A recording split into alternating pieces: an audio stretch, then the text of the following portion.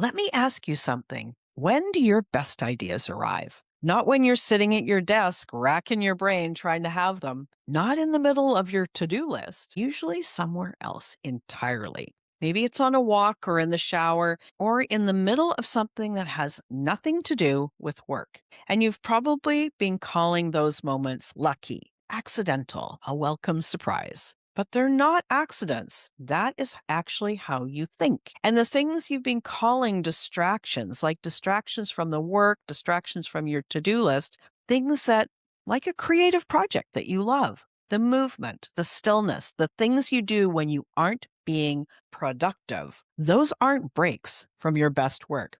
They are the conditions that make your best work possible. Let me say that again, because it's important. Those are the conditions that make your best work possible. So this episode is about encouraging you to stop treating them like rewards that you have to earn and start treating them like they actually are.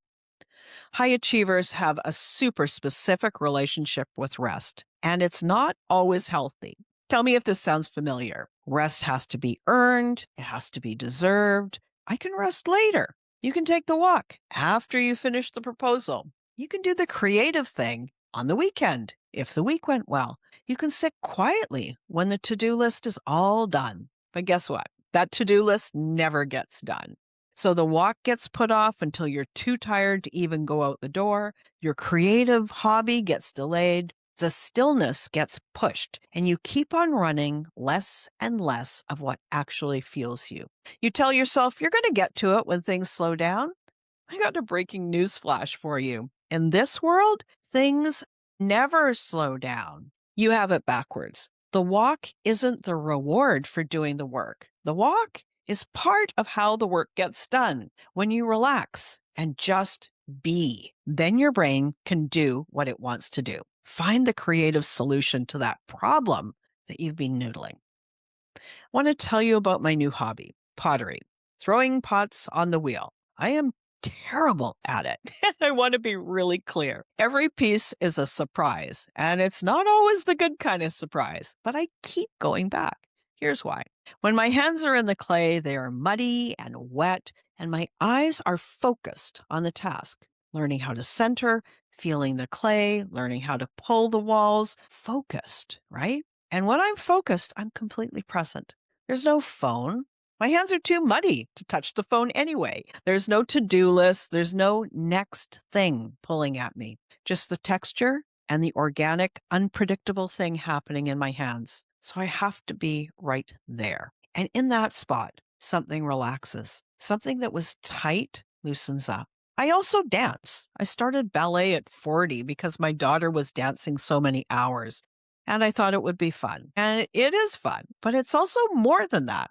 When you're standing at the bar in ballet class, I can feel the music and the movement together. And they speak to me in a way that almost nothing else does. They help me feel my emotions, not think about them, but feel them. And I have to stay completely present or I lose the sequence. I lose the music. I forget the steps. No phone, no distraction, just me in that space. Do you notice that no phone, no distraction? It's in both of those activities. And so both of them, what they give me is a place for presence, real presence. The kind that's kind of hard to access sometimes when you're sitting at a desk behind your computer being productive. And that presence is what I get to bring into a session with a client. The stillness under the conversation, the ability to actually hear what someone is saying and what they're not saying instead of thinking about what I want to say next. I'm not only doing pottery for fun. Yes, it's fun. It's one of the things that I love. I love to be terrible at something and to learn and improve and get better. But I'm also doing it because it makes me a better human. It makes me a better coach and a better business owner.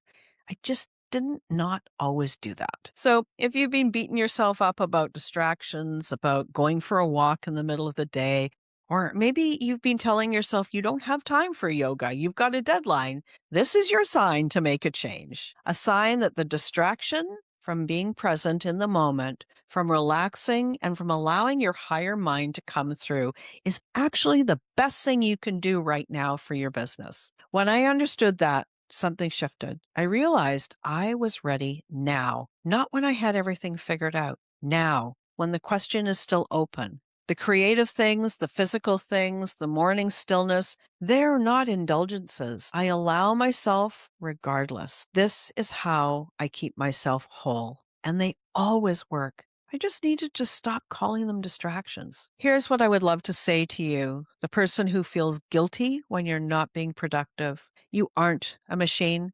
A machine can run at full capacity all day, every day, 24/7.